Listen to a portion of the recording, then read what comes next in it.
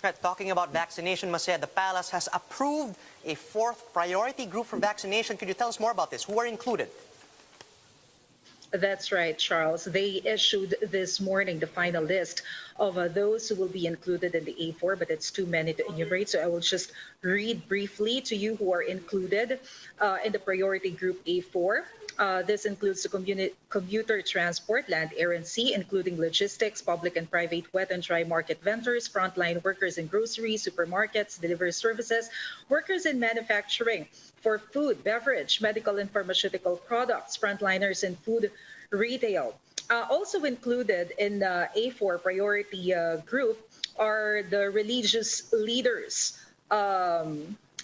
Also included are the members of the media, so we're included in A4, Charles. Customer-facing personnel of telecoms, cable, and internet services providers, frontline personnel in basic education and higher education, and overseas Filipino workers, including those scheduled for deployment within 2 months. There are still other groups who are included in the A4, but I suggest maybe they can just check the IATF resolution posted on the official gazette. Right, that's definitely good news for us, especially, no, Masaya. But then we have that announcement along with the lack of supply for vaccines. So do we have any idea as to when these priority sectors can finally be inoculated? Based on the press statement of Secretary Roque early this morning, it was not stated when will be their target for the A4 group. But if we base it on the presentation of a vaccine SAR Carlito Galvez, I think that was last Tuesday, their target is to start inoculation for A4 group on the third quarter of this month. But of course, this will vary on the supply of the vaccine.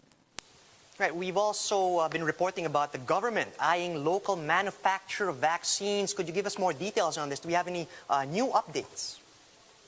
That's right. Secretary Lopez of the Department of Trade and Industry presented this idea to President Duterte last night. He mentioned that I think they were talking to about 4 companies who can be partners of international manufacturing groups so that we can start manufacturing vaccines here in the country. But as to when this will start, we still don't know because the talk is still ongoing. Right, Marcel, let's talk about that rather unique message from the president to boost the public's vaccine confidence. Could you break this down for us? Well, Charles, President Duterte has once again called on those people who doesn't have confidence when it comes to vaccine. He said that it's better to think of the other people if they want to die early because they don't want to be inoculated. That's fine, but they have to think of the people that surrounds them, that maybe their immune system is much weaker as compared to them. So they have to think of the other people.